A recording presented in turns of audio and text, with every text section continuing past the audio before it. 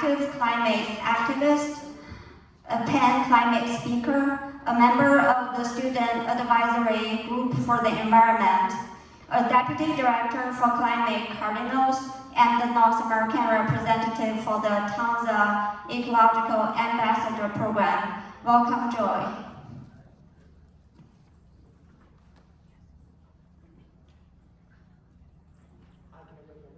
Is this one? No? No? Yes, perfect. Well, thank you so much for the kind introduction, and what a wonderful presentation from our friends at Temple.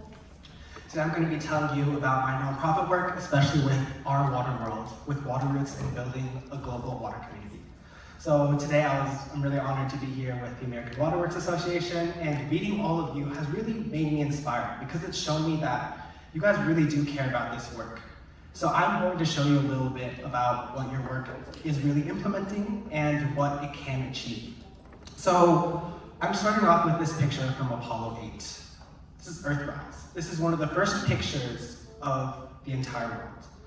And this was one of the first cases where the world environment was unified towards environmental protection. This is from Apollo 17. It's called Blue Marble. And if you just look at this picture, you can kind of see the sheer magnitude that we're dealing with. A lot of us sometimes consider that water is a local issue, or maybe it's a national issue. But if you think about it, all water issues are global, and we're all using the same water resources that have been here for billions of years. So that being said, who's excited for a little history lesson? Paleo-Agulhas, South Africa, 9,500 BC. This is one of the first civilizations to ever appear in the world. And something you can really notice from this picture is the presence of water.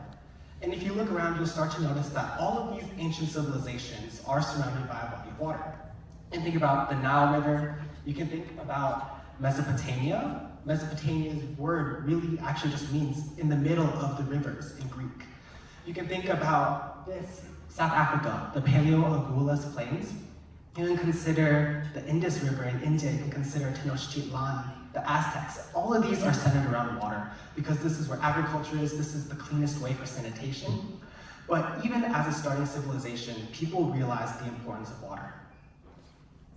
This is the city on the lake, Tenochtitlan. This is one of the first examples of a modern civilization that is surrounded by water. This is modern day Mexico City for those who have visited.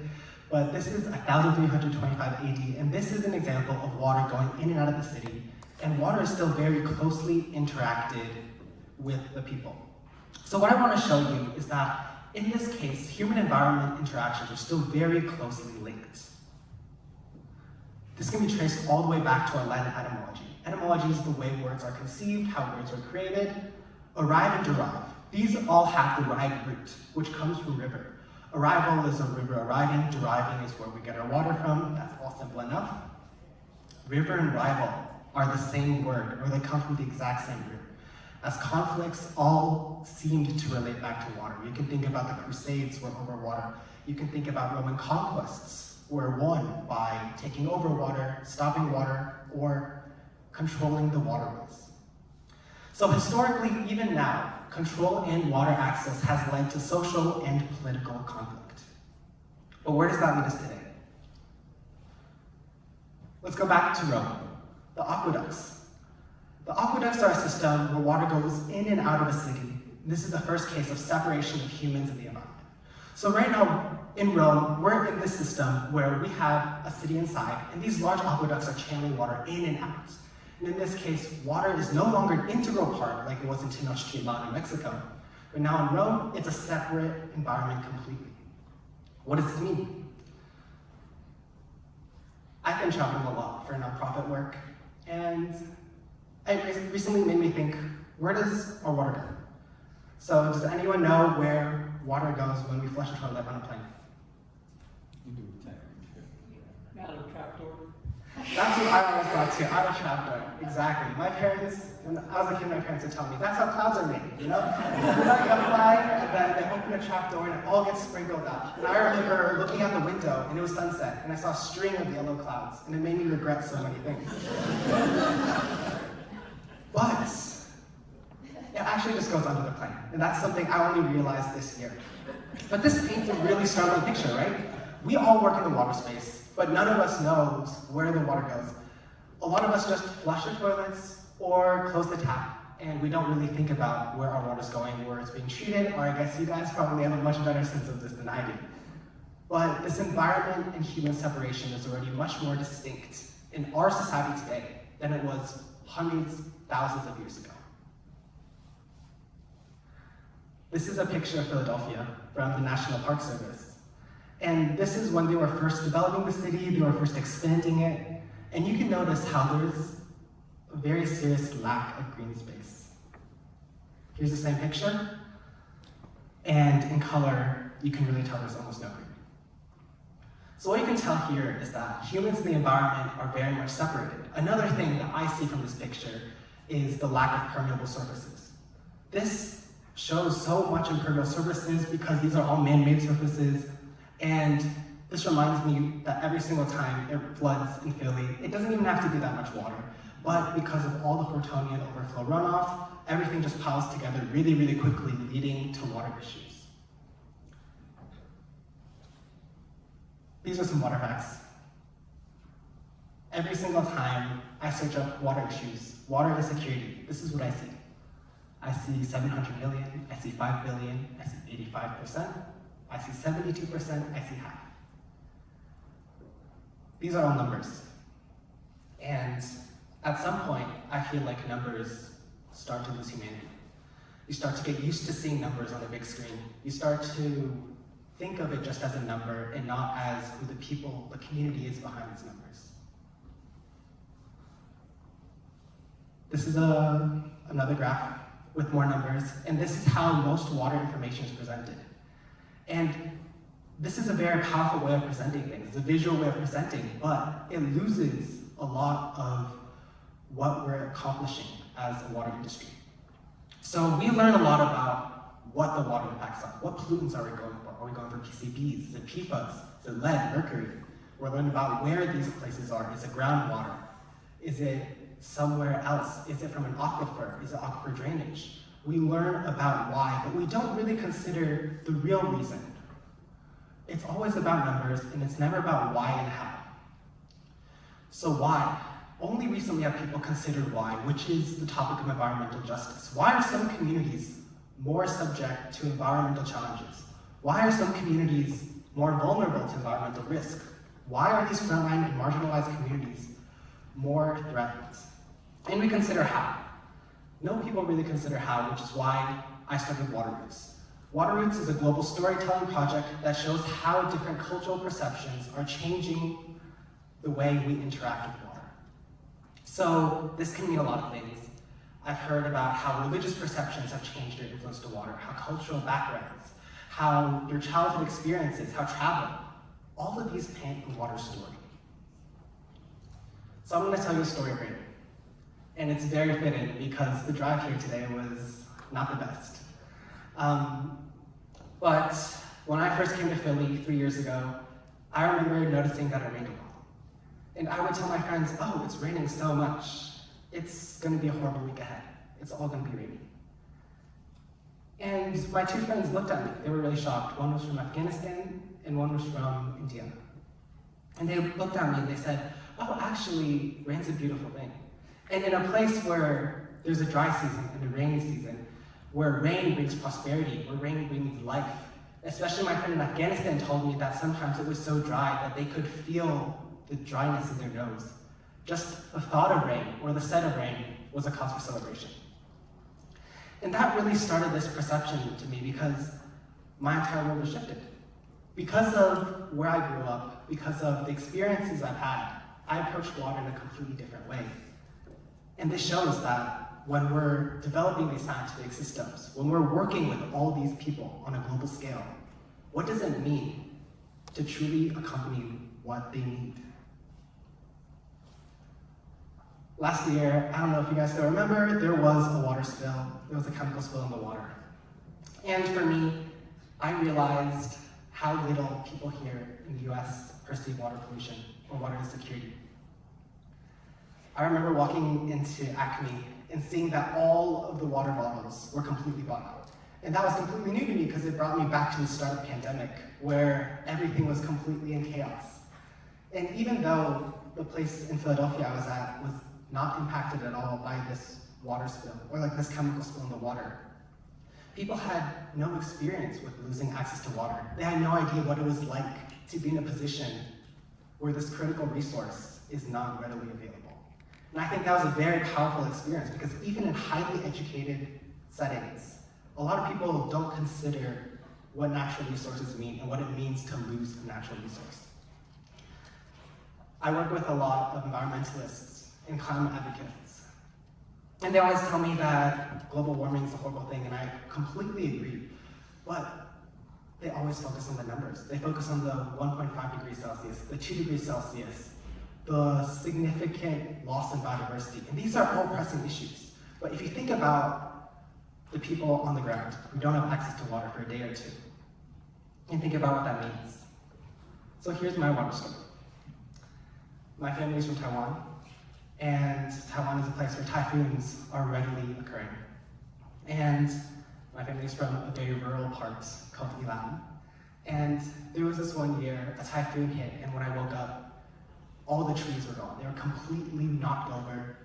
And I opened the tap, and a yellow stream of minerals came out, and there was no water.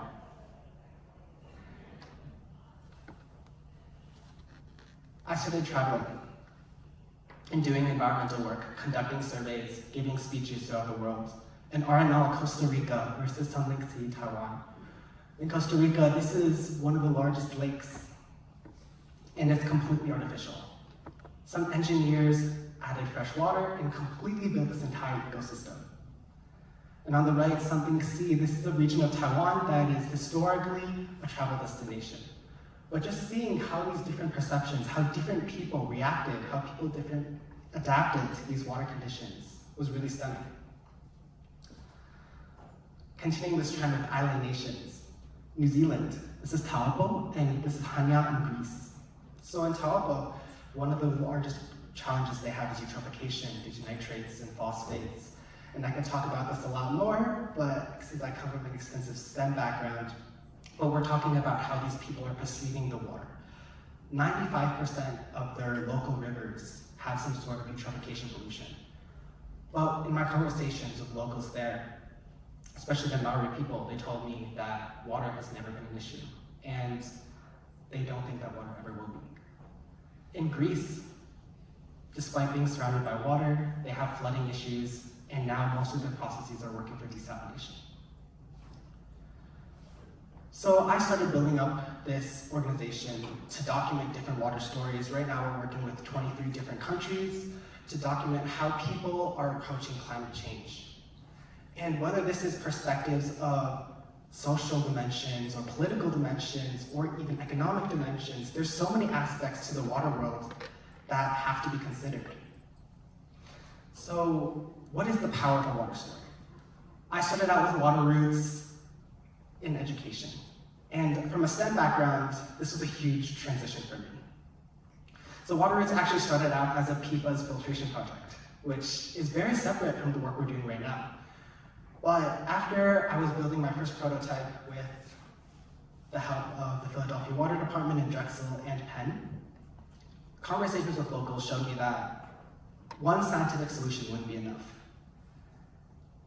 There has to be a group of people who are teaching and understanding how local groups are reacting to water stress, which is why I think the work in Temple is so important, because it's recognizing that these local conditions are present. So this is me in my first year giving presentations in Taiwan to elementary school students, and this was the easiest presentation ever. I gave them presentations on how water stress works, on different water conditions, especially in Taiwan, where all of their water is in a single reservoir, especially in the main cities. So in the case of pollution, it'd be a drastic event, and when there's overflooding from typhoons. From this filtration project and realizing that there are a lot of water issues, water encompasses a lot of different challenges, as I'm sure you all know, with all the regulations, political, social, economic, cultural dimensions all should be considered. And that's what we're doing here at Waterroots. So water stories are really, really powerful because they have the ability to engage with people, to humanize these numbers that we're seeing. I'm going to share 4 powerful water stories that I've heard, but there are countless that I could continue sharing.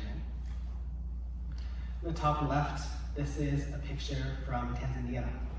And our partners there were telling us about how, because historical mining has occurred in that place, now they have a lot of acid mine drainage, which is leading to water pollution in the area, and how local people are responding to that changes based on your position, your socioeconomic status, your wealth. On the right, this is from Karachi in Pakistan. And in this region of the world, they have a really tight control over water because of the water mafia that controls the access and sell of water. So our partners there have to buy water once a week. They buy these big gallons or barrels of water, and that has to last them for an entire week. In this case, this isn't a small leather bag. People are even resorting to smuggling water because it is a resource that they can't access availably. In the left, this is our partner. This is representative of the Ganga River in India, where upstream, the water, this is a holy river to them. And despite all of the challenges, there is a lot of pollution. It's one of the most polluted rivers in the world. And a lot of these challenges stem from, even though, because they're addressing this as a religious body of water, they're neglecting a lot of sanitation systems that should be in place. And on the right is from our partner in Peru.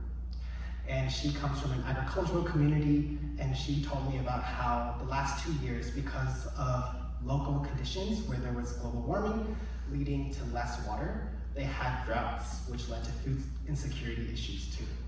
So as you can see, water encompasses so many different challenges, and it's so much easier to relate, to engage to a single story.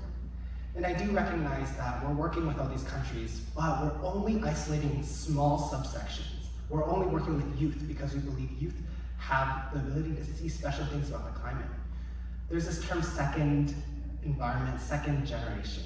So we're born into this environment that we perceive as our first exposure to the world. And we have to deal with all the water challenges that we see today. We started launching special projects in some of our special nations where we see issues that we can control as Waterroots partners. So in Nigeria, we found a link between period poverty and water insecurity, with period poverty being the access to menstrual products.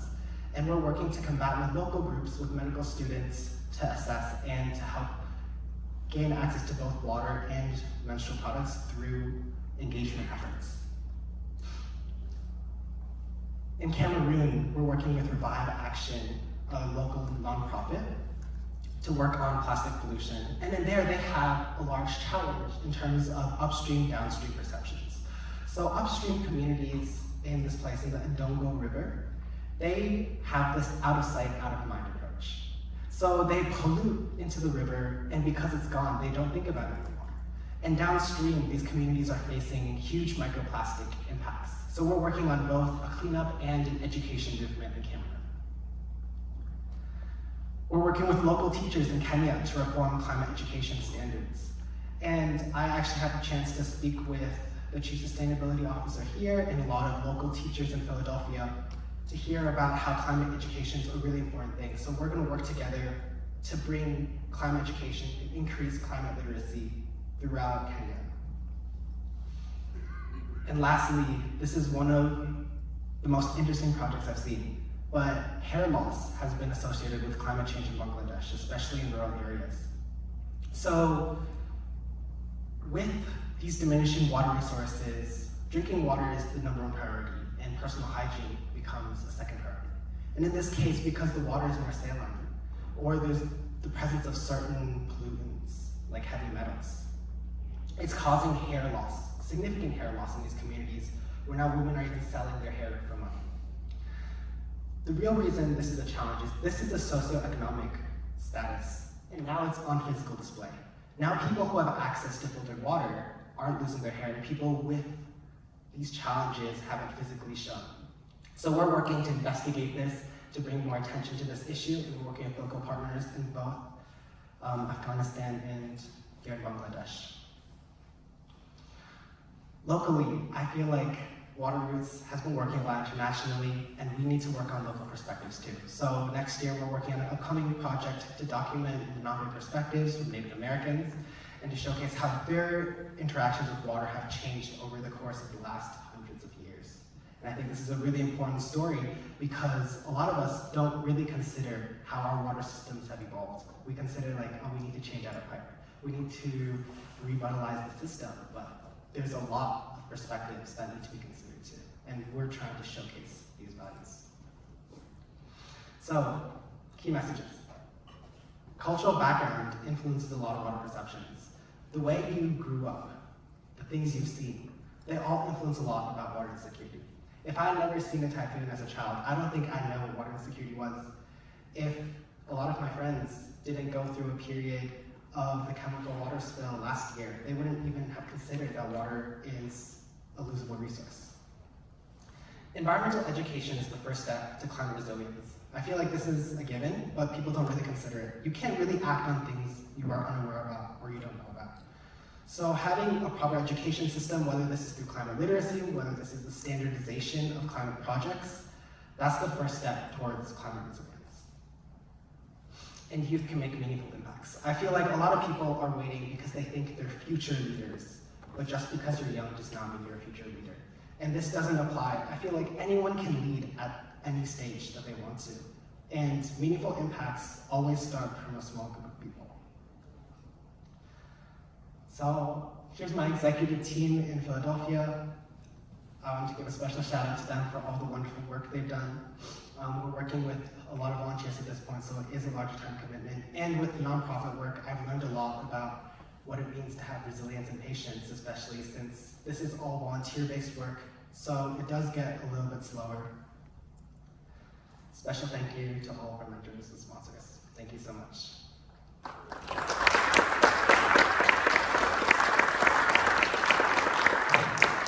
Excellent presentations. Thanks, Joey, for sharing with us with your experience and visions and introduce Waterroots to us.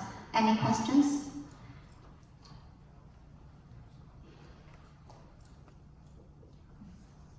I just want to congratulate you on a great presentation.